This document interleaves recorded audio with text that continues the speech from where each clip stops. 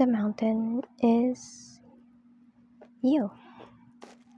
Much like nature, life is very often working in our favor, even when it seems like we are only being faced with adversity, discomfort, and change.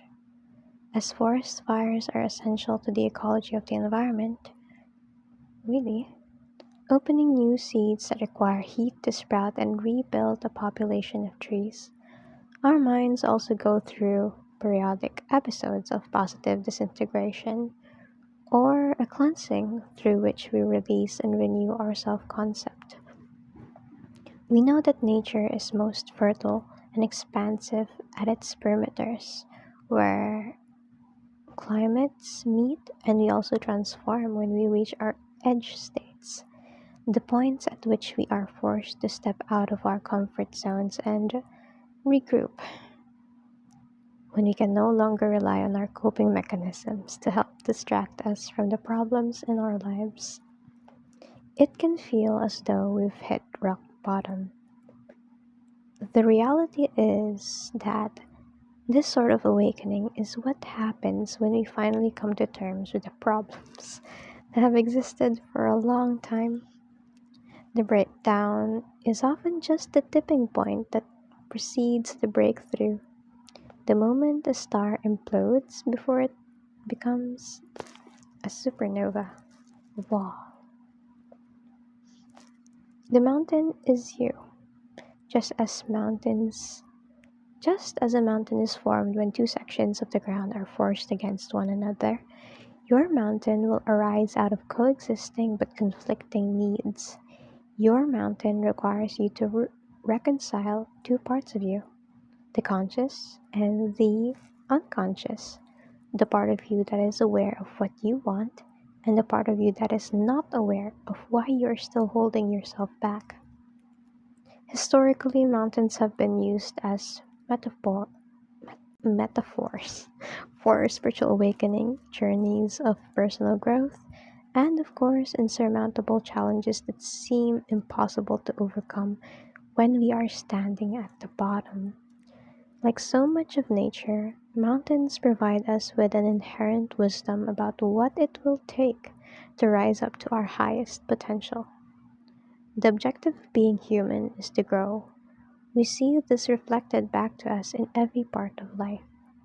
Species reduce, DNA evolves to eliminate certain strands and develop new ones, and the edges of the universe are expanding forever outward. Likewise, our ability to feel the depth and beauty of life is capable of expanding forever inward if we are willing to take our problems and see them as catalysts. For forests need fire to do this. Volcanoes need implosions. Stars need collapse. And human beings often need to be faced with no other option but to change before they really do. To have a mountain in front of you does not mean you are fundamentally broken in some way. Everything in nature is imperfect, and it is because of that imperfection that growth is possible. If everything existed in uniformity, the gravity that created the stars and planets and everything that we know would not exist. Without breaks, faults, and gaps, nothing could grow and nothing would become.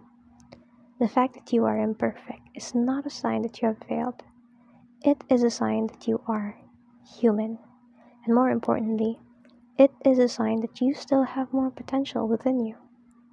Maybe you know what your mountain is. Maybe it's addiction, weight, relationships, jobs, motivation, or money. Maybe you don't. Maybe it's a vague sense of anxiety, low self esteem, fear, or a general discontentment that seems to bleed out onto everything else. The mountain is often less a challenge in front of us as it is a problem within us, an unstable foundation that might not seem evident on the surface, but it is nonetheless shifting almost every part of our lives. Usually, when we have a problem that is circumstantial, we are facing the reality of life. When we have a problem that is chronic, we are facing the reality of ourselves.